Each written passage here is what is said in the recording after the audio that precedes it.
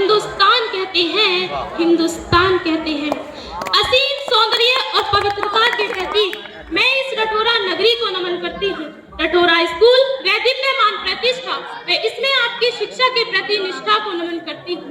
वह वटवृक्ष जिसकी छांव में यह स्कूल फल फूल रहा है, ऐसे कर्तव्यता अभिभूत और जीवन सौंदर्य के पार की माननीय प्रधानाचार्य जी को नमन करती हूँ।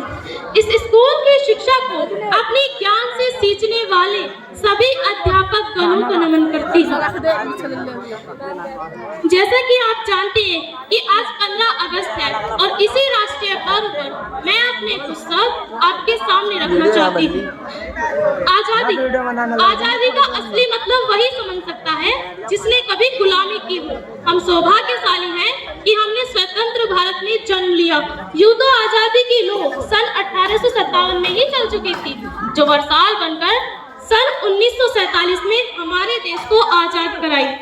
प्राचीन, मध्यकालीन और वर्तमान भारत के उदाहरणों से स्पष्ट करना चाहूंगी कि जब हम विरंगियों के फेरे में फंस गए थे तो रंगते बसंते की चोले की एक आवाज पर टोलों के टोले उमड़ आते थे। लोग मर जाते थे, मिट जाते थे, फांसी चढ़ जाते थे, तो वो भी अपनी देशभक्ति साबित कर रहे होते थे। उनके वंदे मातरम के नारों में खून में आने वाला 5-5 डिग्री का तूफान अंग्रेजी शासकों की जड़ों में तूफान ला देता था। लोग मर जाते थे, मिट जाते थे, फांसी चढ़ जाते थे, तो वो भी अपनी देशभक्ति साबित कर रहे होते थे, क्योंकि ये उस दौर की ही देशभक्ति की कसौटी थी। उसके बाद 62, 65 और 71 के युद्धों में अपना सुहाग गवा देने वाली औरत जब घर के हालात ये हो जाया करते थे कि प्यार भी भरपूर गया, मांग का सिंदूर गया, नन्ही नोनी हालों की लंगोटियां चली गई, छोटी छोटी बेटियों की चोटियां चली गई, बाप की कमाई गई, भाई की पढ़ाई गई, ऐसा एक विस्फोट हुआ पता ही चला नहीं, पूरे जिस्म की कई बोटियां चली गई, पूरे जिस्म की कई बोटियां चली गई। और आपके लिए तो एक आदमी मरा है साहब, किंतु मेरे घर की 2 रोटियां चली गई, मेरे घर की 2 रोटियां चली गई। वाले हालात पैदा हो जाने के बावजूद भी एक माँ अपने बेटे को सड़क पर दुश्मनों की धज्जियां उड़ाने के लिए भेजा करती थी और उसे पत्र लिखाकर भेजा करती थी कि माँ ने पत्र लिखा है बड़ी ही चाव से, पुत्र मेरे में घबरा जाना, 1 इंच भी पीछे न हट जाना, चाहे इंच इंच कट जाना, चाहे इंच इंच कट जाना। इस तरह पूरा परिवार अपनी देशभक्ति साबित कर रहा होता था। तब देश बलिदान मांगता था, तब देश लड़ जाने को कहता था, तब देश मर जाने को, मिट जाने को, फांसी चढ़ जाने को कहता था। किंतु आज देश लड़ जाने को नहीं कहता, आज देश मर जाने को, मिट जाने को, फांसी चढ़ जाने को नहीं कहता। किंतु मेरे विचारों में यदि कोई व्यक्ति अपना काम पूरी ईमानदारी, पूरी मेहनत और पूरी लगन से करे ना, तो वही सबसे बड़ा देशभक्त है। मैं नहीं मानती कि फेसबुक और व्हाट्सएप की डीपी को 3 रंग में रंगना ही देशभक्ति है। और यदि आप कहेंगे कि साल में 2 बार तिरंगा ले लेना ही देशभक्ति है, तो मैं पूछना चाहूंगी कि फुटपाथ पे रहने वाला वो बच्चा ट्रैफिक की छांव में नंगे पांव में जब तिरंगा बेच रहा होता था, तो क्या इसे आप उसकी देशभक्ति कहेंगे?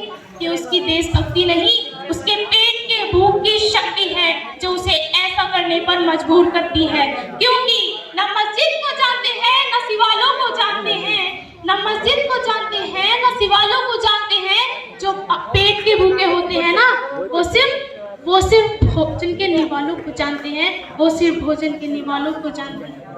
हम ना एक ऐसे समाज में जीते हैं जहाँ पत्थर की मूर्त तो लगते हैं 56 भोग, भूखे नंगे तड़पते सो जाते हैं लोग, भूखे नंगे तड़पते सो जाते हैं लोग। मजदूर को मजदूर समझिए, मजबूर नहीं।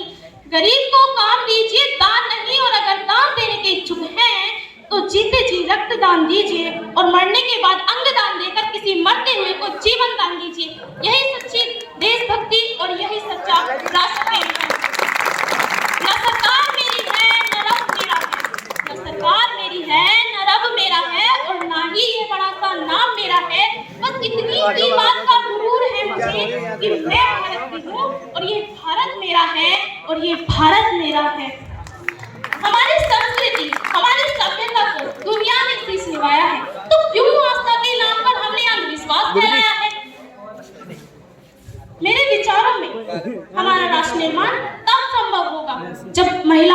पूजा नहीं, उनकी इज्जत की जाएगी। और हमारा राष्ट्र निर्माण तब तक संभव नहीं होगा जब तक एक नागरिक नैतिक रूप से सटीक, शारीरिक रूप से भ्रष्ट, मानसिक रूप से दिवालिया, धार्मिक रूप से अंधा, राजनीतिक रूप से गंदा, स्वैच्छिक मान मूल्यों के आंकड़ों में जिन पैबंद गए अखंड भारत को खंड खंड करता रहेगा, तब तक हमारा राष्ट्र निर्माण संभव नहीं होगा। बड़ी बड़ी बातें नहीं, छोटी छोटी कोशिशें करनी होगी, क्योंकि ठोकर हमें पहाड़ से नहीं पत्थरों से लगा करती है।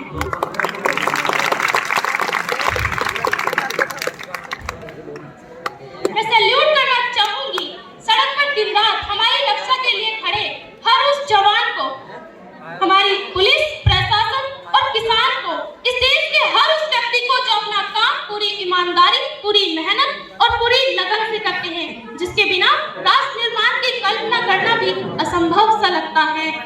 और अंत में मैं यही कहूंगी कि मेरा हिंदुस्तान महान था, महान है, महान रहेगा।